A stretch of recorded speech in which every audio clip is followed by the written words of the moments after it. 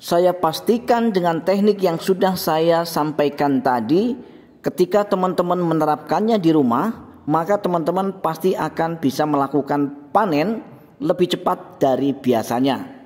Nah, akan tetapi ketika teman-teman masih juga gagal, maka mau tidak mau teman-teman harus menggunakan jurus yang terakhir. Ini dia jurusnya, teman-teman.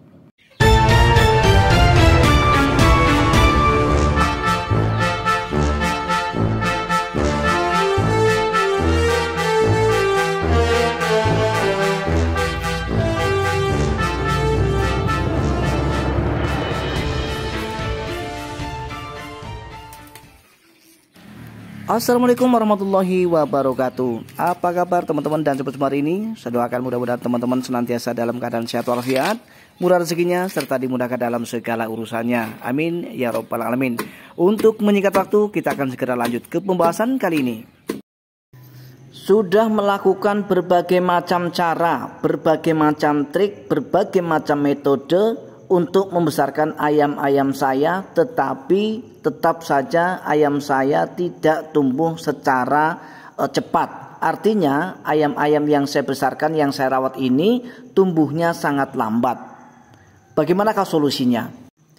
Ini merupakan komentar dari sahabat kita yang berkomentar melalui video saya sebelumnya, yang tentunya teman-teman ini sangat menarik sekali untuk kita bahas pada kesempatan kali ini. Dan jawaban ini tidak hanya saya tujukan kepada pihak penanya, yaitu beliau, tetapi lebih secara umum. Terutama adalah teruntuk teman-teman kita yang masih mengalami ayamnya tidak kunjung besar atau proses pertumbuhannya itu lambat sekali. Sehingga insya Allah apa yang akan saya sampaikan pada kesempatan kali ini akan bermanfaat ya untuk teman-teman sekalian. Kita akan segera mulai, teman-teman. Jika kita beternak ayam kampung dengan menggunakan sistem pembesaran, maka hal yang paling menggembirakan buat kita adalah melihat ayam-ayam kita sehat, tumbuh kembang secara baik, normal, cepat besar, dan berbobot tentunya. Karena untuk ternak pembesaran tidak ada lain tidak ada bukan, kita hanya menggantungkan hasil kita pada bobot-bobot yang kita dapat dari ayam yang kita besarkan.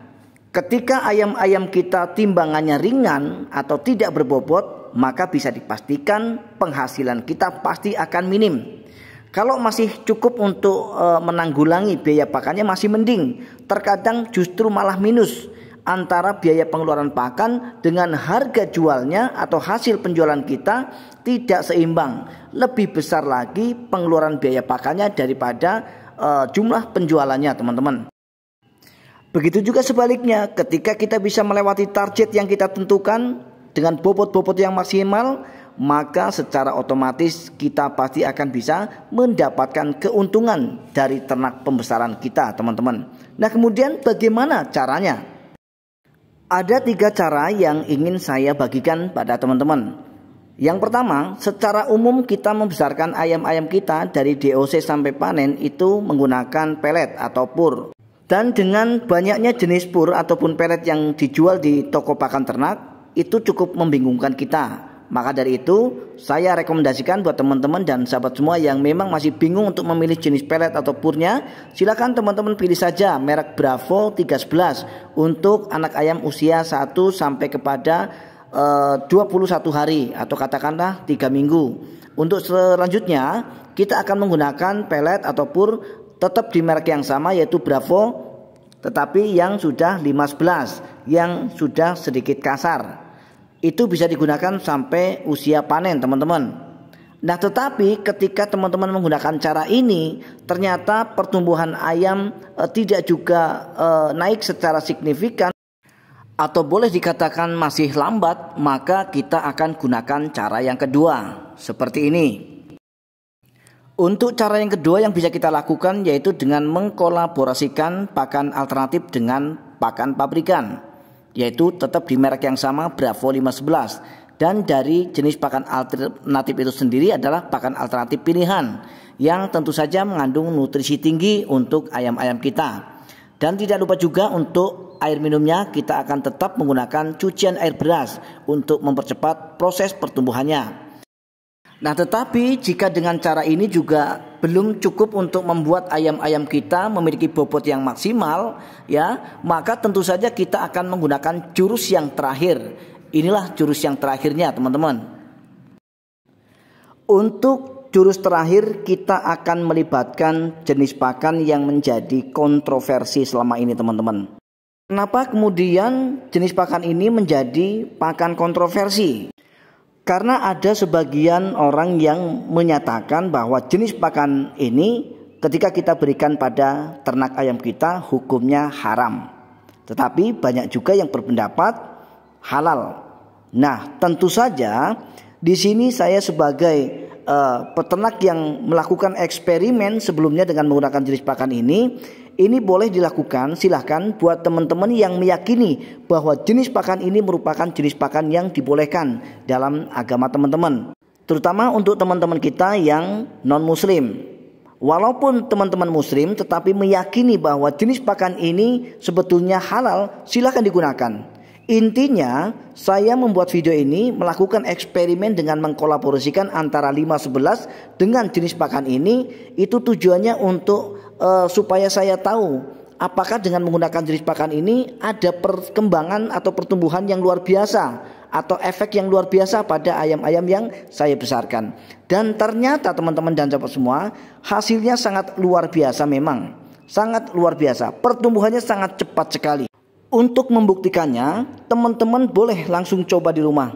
Jadi teman-teman cukup mencari jenis pakan pabrikan yang mereknya 152 atau bahasa medannya itu pelet B2.